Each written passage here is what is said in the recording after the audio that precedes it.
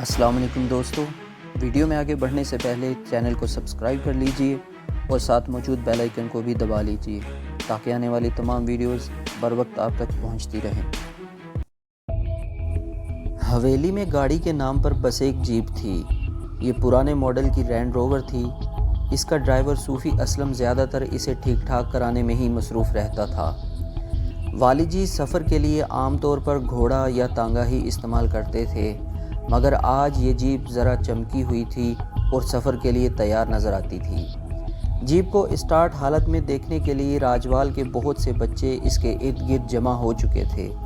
सूफ़ी Aslam jeep को अंदर और बाहर से चेक कर रहा था, जैसे ये जहाज़ हो और सूफ़ी असलम इसका पायलट। मेरे और अस्करी के अलावा 2 अफराद और थे जिन्हें घोड़ों पर सवार जीप के पीछे रहना था। अस्करी के पास राइफ़ल थी, मेरे पास पिस्तौल, जबकि बाकी दोनों अफराद लाठियों और छोटे दस्ते की कुल्हाड़ियों से मुसल्लह थे। हम 12 बजे के करीब रवाना हुए। जीप में वाली जी, हामिद, रौनक अली और बेगम जी के अलावा उनकी कोई रिश्तेदार औरत भी थी। इसके अलावा हेड मुलाजमा फ़िरोज़ा थी, जो हमेशा से ज़्यादा चौकस नज़र आती थी। बेगम जी शॉल में लिपटी हुई थीं, ताहम अंदाज़ा होता था कि वो ज़र्क बर्क लिबास में हैं। जीप में दाखिल होते वक्त उन्होंने मुझे देखा, निगाहों के टकराव से जैसे एक शोला सा लपक गया। ये बड़ा मज़ेदार सफ़र था। कच्चे पक्के रास्ते, कमाद, मकई और सरसों के खेत। इन खेतों पर फैली हुई सर्दियों की धूप और हल्की हवा, जो जीप की उड़ती हुई गर्द को हमारी तरफ लाने के बजाय बाएं तरफ धकेल देती थी। मैंने अस्करी के बराबर घोड़ा दौड़ाते हुए पूछा, चाचा दिन बड़े छोटे हैं, अभी शाम हो जाएगी, क्या हम चानन में कोसपुर पहुंच जाएंगे? हो सकता है, पर तुम तो कहते थे रास्ते में किसी चौधरी रमज़ान के घर भी रुकना है। मुझे लगता है अगर हमें वहां से निकलने में देर हो गई, फिर आज रात वहीं रहेंगे, बाकी का पैंडा कल करेंगे। हमारे घोड़े किसी जगह जीप के करीब पहुंच जाते तो हामिद खिड़की में से सर निकालता और पुकारता, मास्टर जी। मैं हाथ हिलाकर उसे जवाब देता। एक नहर की पुली पर गुजरते हुए उसने मुझे इशारे से करीब बुलाया। मैं घोड़ा बढ़ाकर खिड़की के पास गया तो उसने केलों का एक गुच्छा मेरी तरफ बढ़ा दिया। मास्टर जी, काफ केला, वो शोखी से बोला। मेरा अंदाज़ा था कि इस सफ़र में वाली जी को किसी तरह का ख़तरा है। जाहिर है कि इलाके में उनके कई सज्जन दुश्मन मौजूद थे। ख़तरा वाकई मौजूद था और ये पेश भी आया, लेकिन ऐसा ख़तरा था जिसके बारे में वाली जी ने सोचा तक नहीं होगा और ना ही हमारे जहनों में था। ये बिल्कुल और तरह का ख़तरा था और बिल्कुल अचानक सामने आया। इसे हादसा भी कहा जा सकता है। रास्ते में एक जगह छोटी नहर के किनारे बड़ा अच्छा मंजर था। कीकर और टाली के दरख्तों के नीचे दूर तक सरसों के सब्ज़ और जर्द खेत बिछे हुए थे। बच्चे गुलेलों के साथ चिड़ियाँ मारते फिर रहे थे। साइफन में कुछ लोग ठिठरे हुए पानी के अंदर जाल से मछलियाँ पकड़ रहे थे। ज़रा कमर सीधी करने के लिए सब लोग जीप में से निकल आए।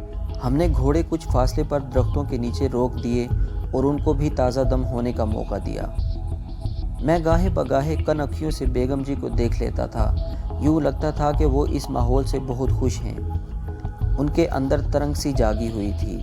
वो गहरे सांस ले रही थीं। फिर उन्होंने जूती उतारी और ताजों के साथ नहर के ठंडे पानी में पाँव डुबोकर बैठ गईं। वाली जी की मध्यम आवाज़ हमारे कानों तक पहुंची। वो बीवी को कह रहे थे, ठंड लग जाएगी, वापस आ जाओ। उन्होंने शायद मुस्कुराते हुए सुनी अनसुनी कर दी। दफातन चिल्लाने की ज़ोरदार आवाज़ आई। ये छोटा हामिद था। वो बेगम जी और जीप के दरमियान था। हम बेगम जी से कुछ फासले पर मौजूद थे। हामिद के चिल्लाने की वजह शहद की मक्खियाँ थीं। मेरा दिल धड़क उठा। शरारती हामिद ने मक्खियों के एक बड़े छत्ते में पत्थर दे मारा था। अब मक्खियाँ सनसनाती हुई उस पर झपट रही थीं। ये बड़ी मक्खियाँ थीं। हामिद ने चिल्लाते हुए ज़मीन पर एक लोट लगाई। बेगम जी ने देखा और उसकी तरफ दौड़ी। उनकी झपट में एक माँ की सारी बेकरारी शामिल थी। हामिद तो दौड़कर जीप में घुस गया, मगर बेगम जी की कमीज़ कांटेदार झाड़ियों में फंस गई। वो घुटनों के बल गिर गईं। मक्खियों का हमला खौफनाक था। मेरे साथी घुड़सवार इस तरारी तौर पर मुखालिफ सिमत में भागे। उनमें से 2 ने नहर में छलांगे लगा दी।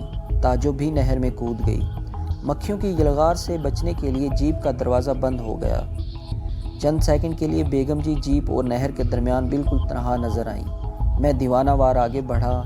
15-20 قدم کا فاصلہ طے کرتے کرتے میں نے اپنی گرم موٹی چادر اپنے جسم سے اتار لی تھی۔ میں نے یہ چادر بیگم جی کے اوپر پھینکی اور ان کے بالائی جسم کو ڈھانپ دیا۔ جیپ کی گد سے بچنے کے لیے ہم نے چہروں پر منڈاسے باندھ رکھے تھے۔ میرا چہرہ تو بچا رہا مگر مکھیاں ٹھک ٹھک کی آواز کے ساتھ میرے ہاتھوں اور سینے سے ٹکرائیں۔ یہ بڑا تکلیف دہ ڈنک ہوتا ہے، تاہم اس وقت میرا سارا دھیان ہی بیگم جی کی طرف تھا۔ کانٹے دار خشک جھاڑیوں نے انہیں پکڑا ہوا تھا۔ میں نے زور لگا کر انہیں اپنی طرف کھینچا۔ ان کی ریشمی قمیض پہلو سے بغل تک پھٹتی چلی گئی۔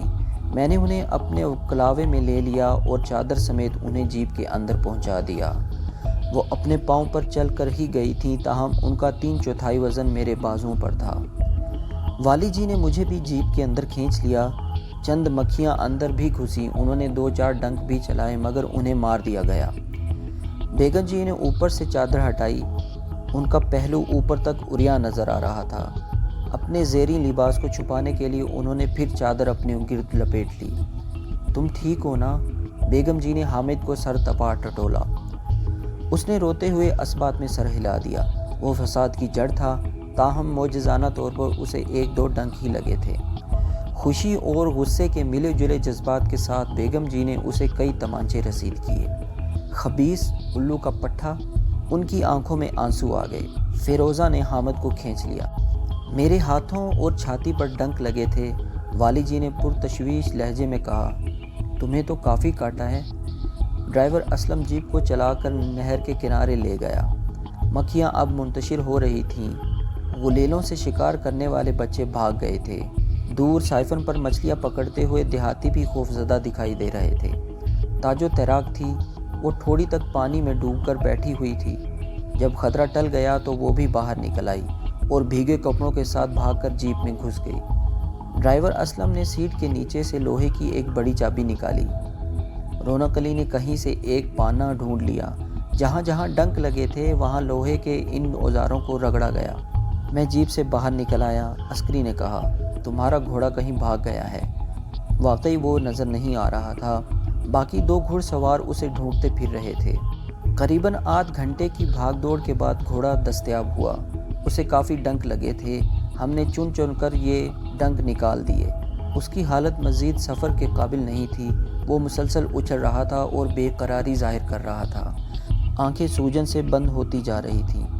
میں نے والی جی سے کہا، اگر آپ چاہتے ہیں تو میں اسے لے کر واپس چلا جاتا ہوں۔ نہیں نہیں، تم ساتھ رہو گے، والی جی نے جلدی سے کہا۔ پھر انہوں نے عسکری کے ایک ساتھی کو ہدایت کی کہ وہ زخمی گھوڑے کو لے کر واپس چلا جائے۔ رونق علی اور تاجوں کے سوا تقریباً سبھی کے چہرے محفوظ رہے تھے۔ رونق علی کی اسی آنکھ کے نیچے ڈنک لگا تھا جو کچھ عرصہ پہلے جھگڑے میں بھی زخمی ہوئی تھی۔ اس کی آنکھ ایک بار پھر بند ہوتی جا رہی تھی۔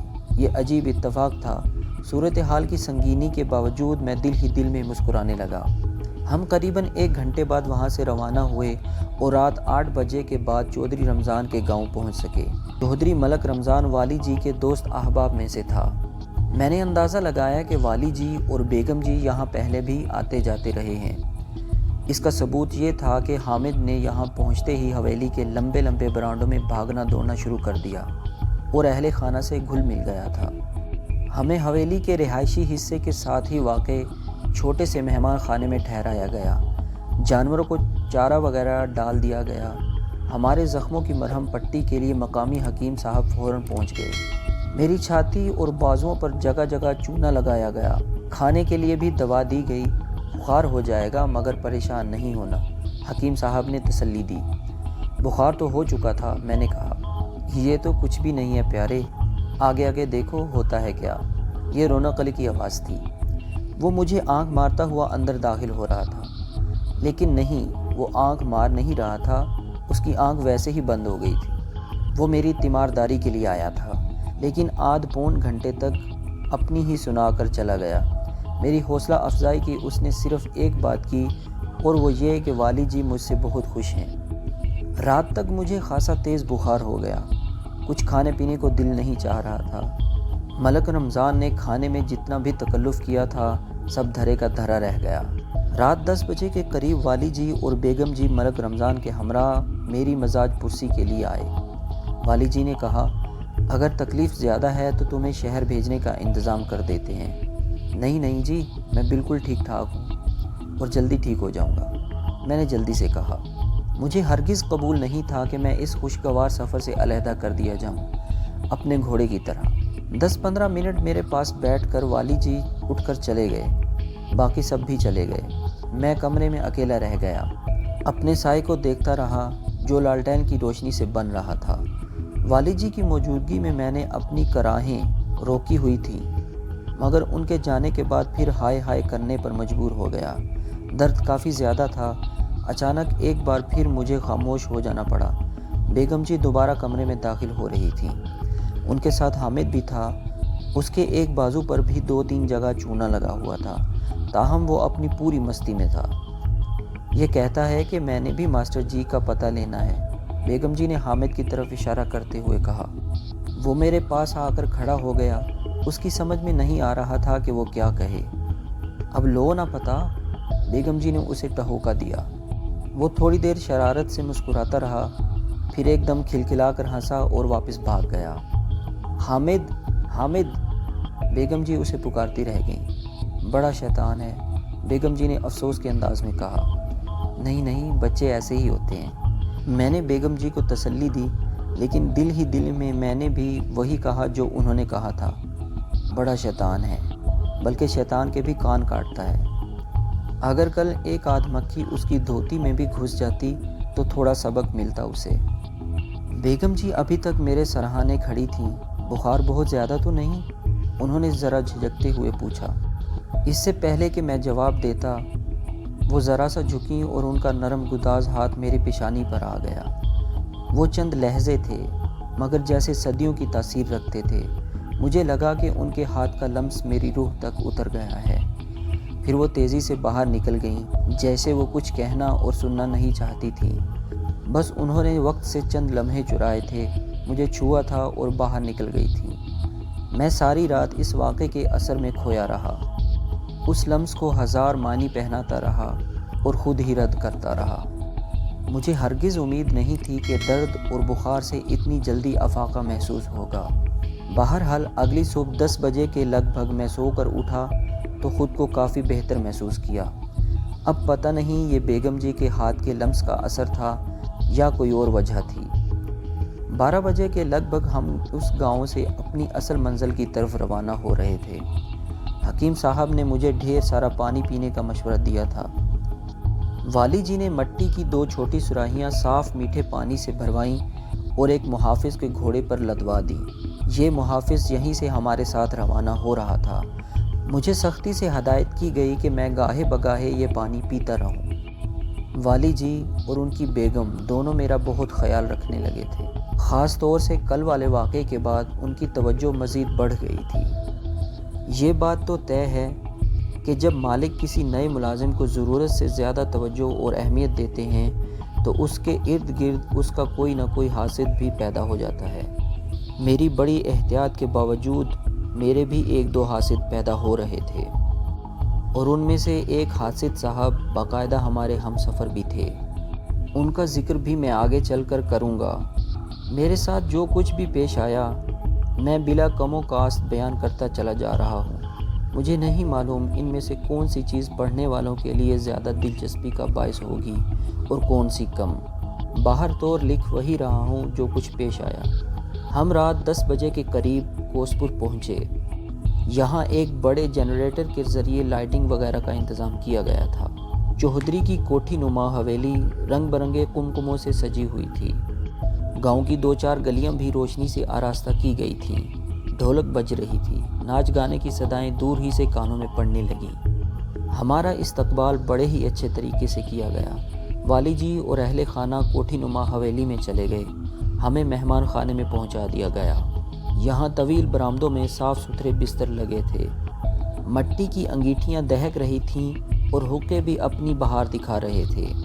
پہلے ہماری تواضع حسب حال دودھ جلیبی سے کی گئی، پھر دیگی کھانا بھی آ گیا۔ رات مزے میں گزری۔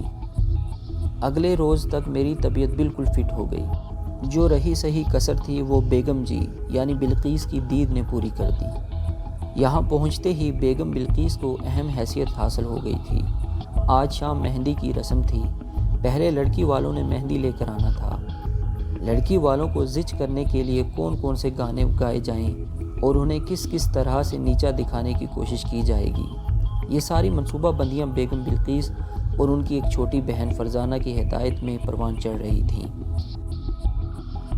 دوستو، آج تک کے لیے اتنا ہی۔